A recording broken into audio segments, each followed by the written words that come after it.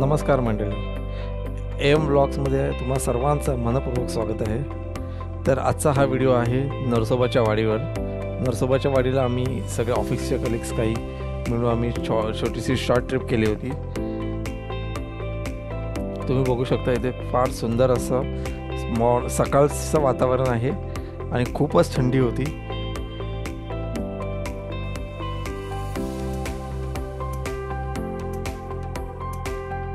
आजूबाजूला सर्व ऊसाची शेती आहे आणि इथे काही छोट्या फुलांची शेती वगैरे पण केलेली आहे। ॲक्च्युली आम्ही रात्रीचंच ट्रॅव्हल केलं होतं। ट्रॅव्हलिंगचा व्हिडिओ बनवता नाही आला कारण खूपच अंधार होता रस्त्याला। तर आम्ही सकाळी तिथे पोचलो पहाटे 5 वाजता आणि आम्ही फ्रेश वगैरे होऊन आम्ही लगेच नरसोबाच्या वाडीचं दर्शन करायला निघालो आहोत।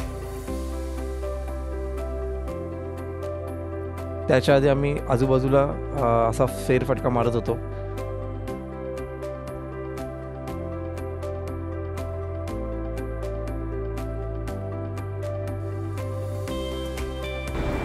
ते महत्त्वाचं आम्ही करतोय इथे नरसोबाच्या वाडीला जाताना आम्ही नाश्ता केला। आम्ही ज्या ठिकाणी राहायला होतो तिथून नरसोबाची वाडी फक्त 10 मिनिटाच्या अंतरावरती होती। तर आम्ही गाडी तिथेच पार्क करून आम्ही चालत गेलो पुढे।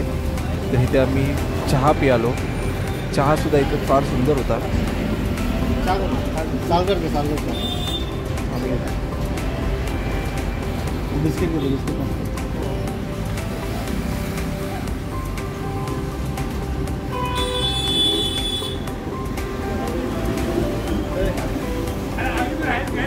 हा तुम्ही पण आहेत व्हिडिओमध्ये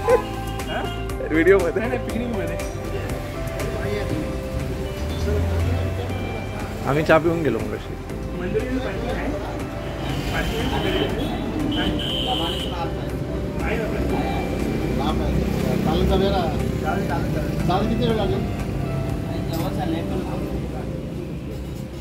लांब आहे चालत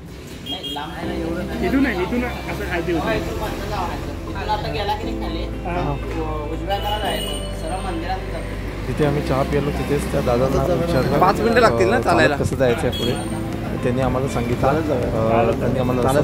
कसं जायचं। परत नाही भेटली जागा तर आम्ही सरळ आता तिथे नरसोबाच्या वाडीच्या ठिकाणी निघालो आहोत।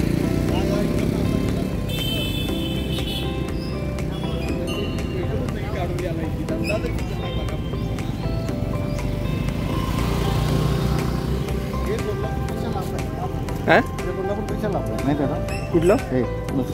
हां हां ते माहिती आहे मला। कोल्हापूर वरती गेला तो। कोल्हापूर खूप पाठी राहिलं खूप तिकडे। कारण हे बॉर्डरला आहे कर्नाटक।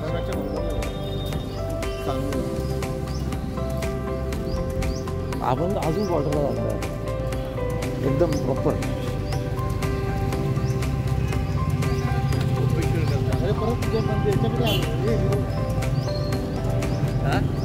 अरे भाई दत्त मंदिर आहे ना। अरे परत आपण इथे गेलो हायवेला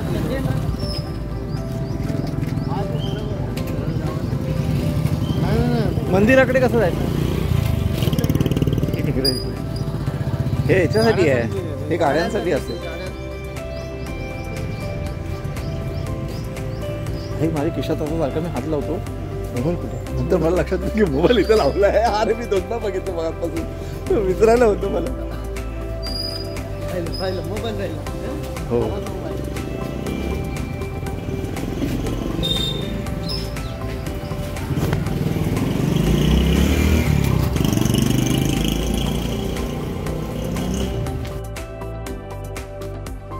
दहा मिनटं चालल्यानंतर आम्ही मंदिराच्या ठिकाणी जाऊन पोचलो। तिथे रांगेत फक्त 10-15 मिनटंच लागली आम्हाला, रांग होती तिथे। आम्ही दर्शन घेतलं आणि हे तुम्ही आजूबाजूला बघू शकता कृष्णा नदी आहे। दर्शन घेतल्यावर आम्ही मंदिरातून बाहेर आलो। तिथे काही अशी सुंदर अशी पुस्तकं ठेवलेली होती।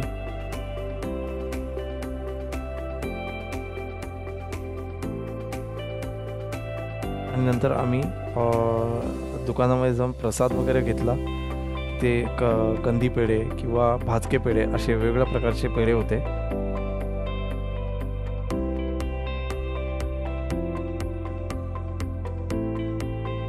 दर्शन झाल्यानंतर आम्ही नाश्ता केला. नाश्त्यामध्ये आम्ही वडा उसळ आणि मिसळ मागवली होती.